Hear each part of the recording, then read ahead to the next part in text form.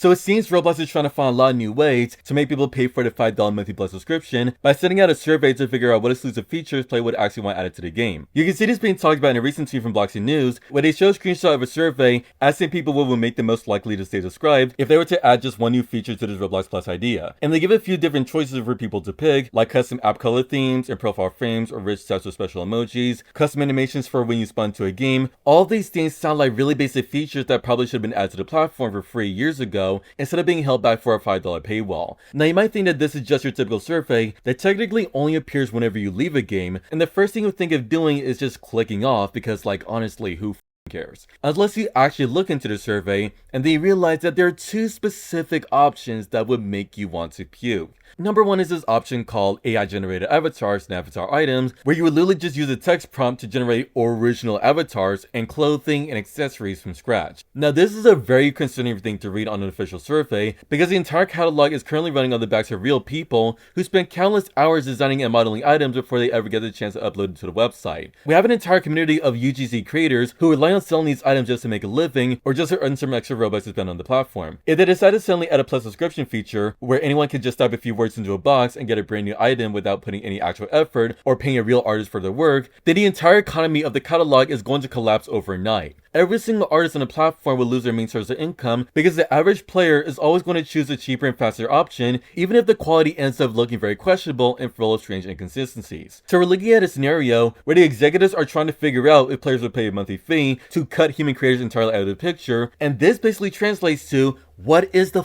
point of UGC at this rate? Why would anyone ever spend hours creating a high quality accessory when a Roblox Plus subscriber can just generate something similar by asking AI to do it for them? It literally ruins the entire purpose of having a creative community in the first place, because actual and well-made designs are supposed to be something made by or modified by people with actual passion instead of a randomized image generator scraping data from things that already exist on the internet. You really have to wonder how the top UGC creators are feeling when they see a survey like this floating around, because it sends a very clear message that their hard work is viewed as something that can easily be replaced by automated text prompt just would help sell a few more subscriptions. Number 2 on that list is another feature called custom AI generated avatar backgrounds, which is honestly just as lazy as the first option because it relies on the exact same gimmick of typing a text prompt to generate a picture. They want to give paying subscribers the ability to change their background of their profile page by using AI instead of just letting people upload their own images or choose from a selection of backgrounds made by real artists in the community. This is a perfect example of a company trying to force an already controversial technology into a space where it really does not belong, because nobody's actually asking for the profile background to be generated by a machine